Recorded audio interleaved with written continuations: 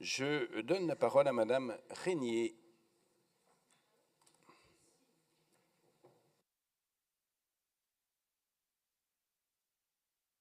Merci, Monsieur le Président.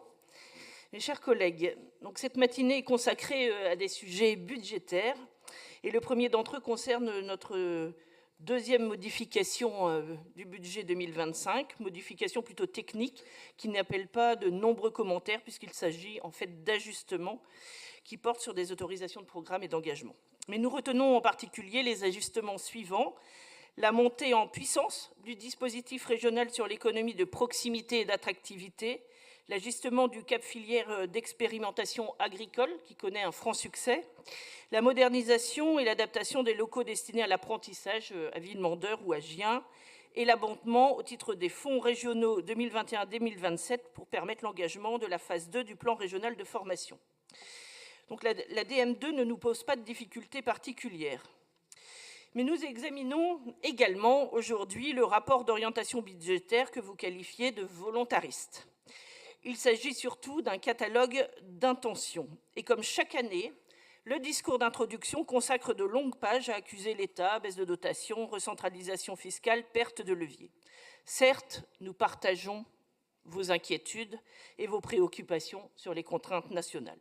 À titre personnel, je ne peux pas oublier les 600 000 € de baisse de dotation pour ma commune, décidée sous François Hollande, auquel s'ajoute le fonds de péréquation, ma contribution faite au fonds de péréquation intercommunal. Donc, par rapport à mes prédécesseurs d'il y a 10 ans, je touche 800 000 €. Finalement, j'ai 800 000 € en moins dans mon budget. Donc, bien évidemment, nous partageons vos préoccupations. Mais en se posant en victime budgétaire, votre majorité ne doit pas éviter de s'interroger sur ses propres choix, sur l'efficacité des politiques régionales et sur la soutenabilité de la dépense publique. Sous couvert de justice sociale et de transition écologique juste, vous multipliez les dispositifs subventionnés, sans indicateur de résultat et sans retour sur investissement. Le risque d'un saupoudrage de dispositifs qui entretiennent la dépense sans créer de valeur durable est réel. Nous le disons clairement, la région ne doit pas devenir un guichet automatique de subventions, mais un acteur stratégique de compétitivité et d'attractivité, surtout en ces périodes de disette.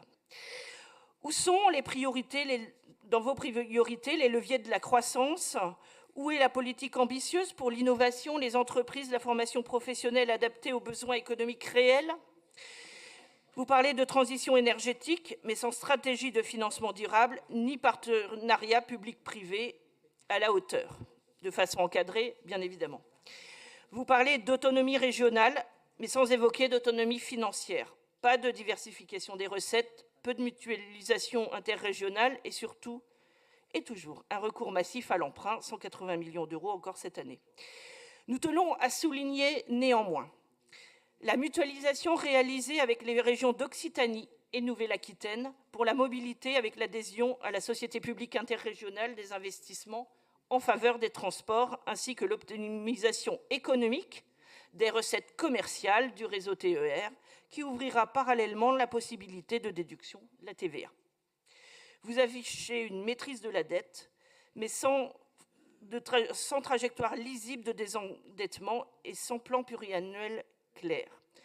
Nous appelons à une véritable gestion rigoureuse et la création d'un fonds de réserve d'investissement pour préparer l'avenir. Enfin, la sobriété ne peut pas se limiter à l'énergie. La sobriété doit aussi s'appliquer à la dépense publique elle-même, maîtrise des effectifs, rationalisation des agences régionales, audit indépendant des aides et conditionnalité des subventions à des objectifs mesurables. Emplois créés, impact carbone, cofinancement privé.